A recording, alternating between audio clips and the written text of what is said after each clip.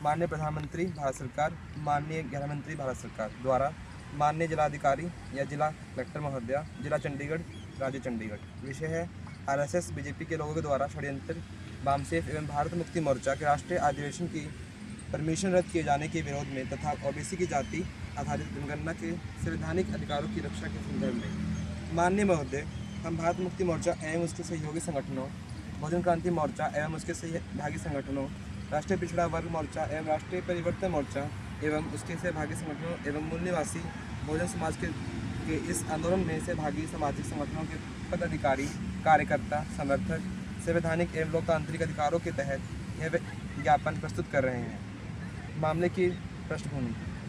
वामसेफ संगठन की ओर से वामसेफ एवं राष्ट्रीय मूल निवासी संघ का 42वां 2 दिवसीय संयुक्त राष्ट्रीय अधिवेशन और भारत मुक्ति मोर्चा 15वां 3 दिवसीय राष्ट्रीय अधिवेशन 26 दिसंबर 2025 से 30 दिसंबर 2025 तक बलि यात्रा लेकर ग्राउंड कटक उड़ीसा में आयोजित किया जाना था, जिसे स्पष्ट रूप से ओबीसी पिछड़ा वर्ग की जाति आधिकारिक जनगणना के लिए समर्पित किया गया था। इस अधिवेशन के आयोजन के उड़ीसा जिलाधिकारी और कटक महानगर पुलिस प्रशासन एवं सभी विभागों की ओर से पूर्व अनुमति और आवश्यक परमिशन की सभी कानूनी प्रक्रिया संगठन की ओर से 2 महीने पहले ही पूरी की गई थी। इस अधिवेशन में देश भर से एवं विदेश से भी BAMCEF, backward and minority communities employees federation एवं उसके सहयोगी संगठनों और भारत मुक्ति मोर्चा एवं उसके सहयोगी संगठनों के हजारों पदाधिकारी, कार्यकर्ता एवं समर्थक उपस्थित रहने वाले थे, जिन्होंने 2 महीने पहले से ही आने जाने की रेल, फ्लाइट, रिजर्वेशन एवं अन्य आवश्यकता सुविधा करके रखी थी। अधिवेशन में आने वाली अति महत्वपूर्ण अतिथि एवं विद्वानों के आने जाने, रहने की और अन्य सुविधाओं की भी व्यवस्था संगठन के द्वारा की गई थी।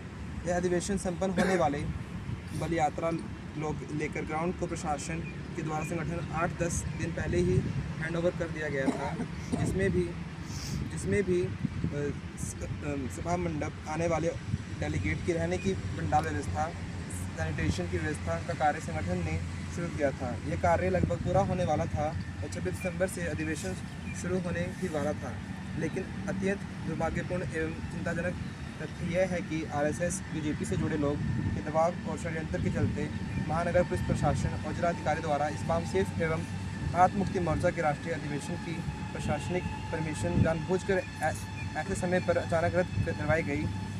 महानगर पुलिस प्रशासन और जिलाधिकारी द्वारा ऐन समय पर परमिशन को रद्द करना समाज के 85% बहुजनों को दिए गए हुए संवैधानिक मौलिक अधिकारों का उल्लंघन है। यह कार्रवाई भारत के संविधान के निम्नलिखित अनुच्छेदों का खुला उल्लंघन है। अनुच्छेद 19(1)(a), अनुच्छेद 19(1)(b), अनुच्छेद 19(1)(c), अनुच्छेद 14। यह न केवल लोकतंत्र पर हमला है, बल्कि ओबीसी, एससी, एसटी और मूल निवासी समाज की आवाज़ दबाने का प्रयास भी है।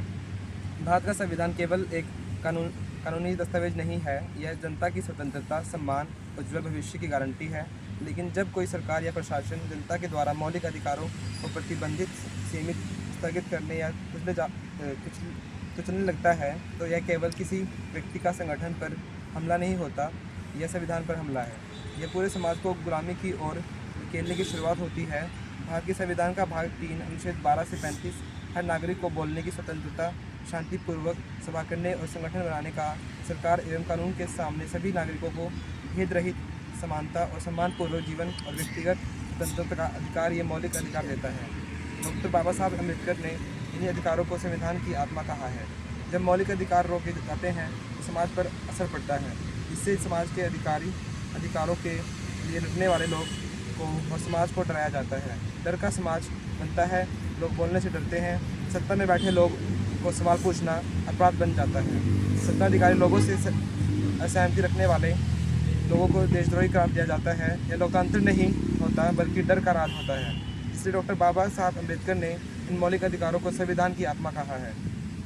मौलिक अधिकार ही वास्तविक स्वतंत्रता है, इसे खत्म किया जा रहा है। वामसेफ के और भारत मुक्ति मोर्चा के राष्ट्रीय अधिवेशन को षड्यंत्रपूर्वक साजिश करते हुए रोका गया है, ऐसा हमारा मानना है, क्योंकि वामसेफ का यह अधिवेशन ओबीसी की जाति आधिकारिक जनगणना जैसे अत्यंत महत्वपूर्ण संवैधानिक और सामाजिक अन्याय के मुद्दों को उठाने के वाला और इसके लिए समर्पित था। आरएसएस बीजेपी की राजनीति और व्यवस्था ओबीसी समाज को भ्रमित और गुमराह करने गुमराह रखने पर आधारित है। जातीय अधिकारी जनगणना होने से ओबीसी की व्यवस्थित जनसंख्या सामने आएगी, सामाजिक, शैक्षिक और आर्थिक असमानताओं का उजागर होगा। इसी डर से इस अधिवेशन को साजिश करके षड्यंत्र पूर्वक रोका गया। इस बात की किसी को किसी स्थिति में हम बर्दाश्त नहीं कर सकते। डॉक्टर बाबा साहब अम्बेडकर ने कहते हैं, fundamental rights are meaningless unless there are redeems to be enforce them. लेकिन यहाँ तो जिनके ऊपर मौलिक अधिकारों की रक्षा की जिम्मेदारी संविधान ने लगाई है, वह मौलिक अधिकारों की रक्षा करने में विफल होते हुए दिखाई दे रहे हैं। अगर सरकार की अधिकार तोड़ा तो संविधान कहता है जनता को इसका विरोध करने का अधिकार है। न्यायपालिका को हस्तक्षेप करके सरकारों एवं प्रशासन को मौलिक अधिकारों के उल्लंघन से रोकने का अधिकार है। महामहिम राष्ट्रपति जी को सरकारों एवं प्रशासनों को संवैधानिक विकल्प पर संज्ञान का अधिकार है। लोकतंत्र से सत्ता जवाबदेह होती है, जनता नहीं। इस मौलिक अधिकारों के उल्लंघन का मूल निवासी बहुजन जनता जवाब चाहती है। उड़ीसा राज्य सरकार से, केंद्र सरकार से, संपूर्ण प्रशासनिक व्यवस्था से हम जवाब चाहते हैं। महामहिम राष्ट्रपति जी से संज्ञान की अपेक्षा करते हैं। अगर इन मौलिक अधिकारों की रक्षा नहीं की जाती है तो भारतीय संविधान केवल किताब बनकर रह जाएगा। अधिकार केवल कागज़ पर होंगे, ज़मीन पर नहीं। यह मामला संविधान के अनुच्छेद 14, 19 और 21 के उल्लंघन का है। इसलिए इसके विरोध में निम्नलिखित रूप से राष्ट्रव्यापी चरणबद्ध आंदोलन किया जा रहा है। पहला चरण दिन 7 जनवरी 2026 को 725 जिलों में ज्ञापन देना। दूसरा चरण 15 जनवरी 2026 को 725 जिलों में मुख्यालयों पर धरना प्रदर्शन। तीसरा चरण 22 जनवरी 2026 को 725 जिलों में मुख्यालयों पर रैली प्रदर्शन। चौथा चरण 22 फरवरी 2026 को संविधान पर हमला करने के विरोध में देश भर के लाखों लोगों के द्वारा आरएसएस के हेडक्वार्टर नागपुर पर राष्ट्रव्यापी विशाल महारैली। यह संघर्ष किसके विरोध में है? संवैधानिक अधिकारों के खिलाफ साजिश करके अधिवेशन को रोकने के लिए विरोध में, लोकतंत्र को कमज़ोर करने वाली आरएसएस बीजेपी की संविधान विरोधी राजनीति के विरोध में, महापुरुषों ने दिए गए भारत संविधान को समाप्त कर लोकतंत्र एवं बहुजनों की स्वतंत्रता खत्म करने वाले के विरोध में। हम माननीय प्रशासन के माध्यम से महामहिम राष्ट्रपति जी से और सरकार से निम्नलिखित मांगे करते हैं। बामसेफ एवं भारत मुक्ति मोर्चा के राष्ट्रीय अधिवेशन की परमिशन को तत्काल प्रभाव से पूर्ण बहाल किया जाए।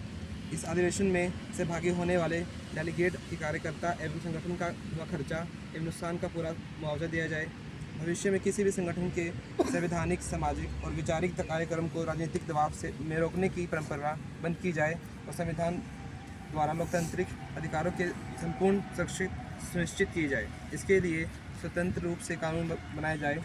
ओबीसी की आधारित जनगणना के मुद्दे को दबाने की साजिश की न्यायाधीश की नियुक्ति कर स्वतंत्र रूप से निष्पक्ष किया जाए, कार्रवाई की जाए और दोषियों पर सख्त कार्रवाई की जाए। पाँचवा, उड़ीसा की राज्य सरकार की शपथ लेकर आई हुई सरकार है, इसके बावजूद भी संविधान का उल्लंघन कर रही है। हम माननीय महामहिम राष्ट्रपति से अपेक्षा करते हैं कि उड़ीसा राज्य सरकार संविधान के अनुसार हम काम करने में विफल हो गई है। उड़ीसा राज्य सरकार के द्वारा जनता के मौलिक अधिकारों का लगातार और गंभीर उल्लंघन किया जा रहा है। संविधान के संरक्षण के रूप में अनुच्छेद 356 के तहत संवैधानिक तंत्र की रक्षा हेतु तुरंत प्रभाव से उड़ीसा की राज्य सरकार को बर्खास्त किया जाए। यदि हमारी उपरोक्त मांगों पर शीघ्र सकारात्मक निर्णय नहीं लिया गया तो भारत मुक्ति मोर्चा एवं उसके संगठनों द्वारा बहुजन क्रांति मोर्चा एवं उसके सहभागी संगठनों के राष्ट्रीय पिछड़ा वर्ग मोर्चा एवं राष्ट्रीय परिवर्तन मोर्चा एवं उसके सहभागी संगठनों एवं मूल निवासी बहुजन समाज के इस आंदोलन में सहभागी सामाजिक संगठनों के द्वारा संवैधानिक और शांतिपूर्वक तरीके से राष्ट्रव्यापी चरणबद्ध जन आंदोलन की ओर अधिक उग्र एवं व्यापक किया जाएगा, जिसकी संपूर्ण जिम्मेदारी शासन प्रशासन की होगी। अतः आपसे निम्र निवेदन है कि इस ज्ञापन को संज्ञान में लेकर आए, उचित कार्रवाई सुनिश्चित की जाए। भारतीय जिलाध्यक्ष संयोजक भारत मुक्ति मोर्चा।